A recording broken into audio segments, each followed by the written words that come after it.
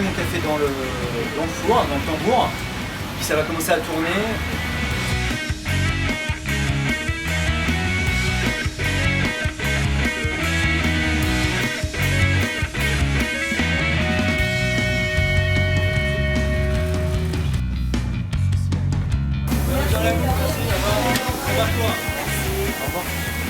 C'est vrai que dans notre quotidien, on n'a pas forcément le temps d'échanger avec les commerçants et du coup, comme on est toutes les deux épicuriennes et qu'on aime bien manger, je trouvais ça intéressant de prendre du temps justement pour aller à la rencontre d'artisans et se rendre compte qu'à Paris, finalement, il y a énormément de savoir-faire et d'artisans qui sont présents.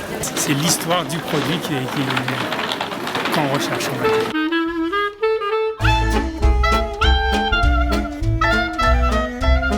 Moi, ce qui m'a plu dans l'histoire, c'est qu'en fin de compte, il y a des gens qui sont curieux du chocolat, de l'histoire qu'il y a autour. Et puis, nous, on a cette chance, c'est qu'on fabrique nos produits nous-mêmes. Donc, qui est mieux placé que celui qui fabrique pour en parler?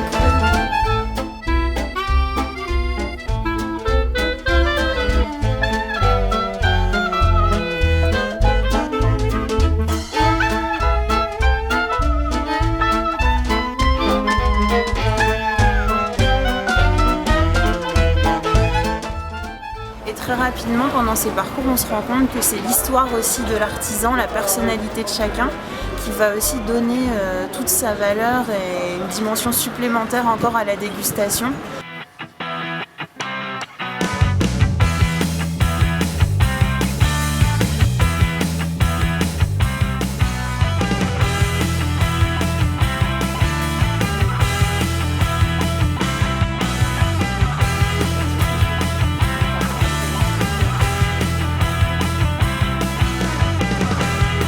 Des valeurs très proches de partage, de découverte, dans une bonne ambiance et puis surtout avec un souci de qualité et d'échange. Merci, au revoir. Au revoir.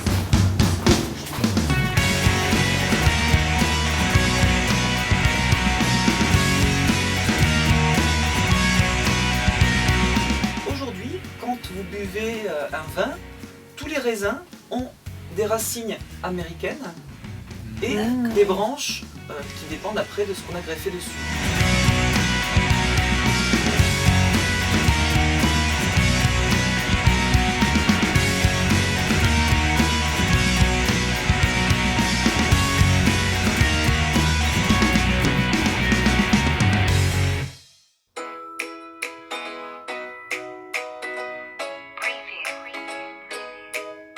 C'est un parcours très diversifié. Et des parcours inspirants. D'avoir plaisir à l'entendre parler de sa passion, c'était super intéressant. C'est des rencontres humaines et puis bien sûr de la gourmandise puisque tout est excellent et c'est fait avec beaucoup d'amour. Voilà.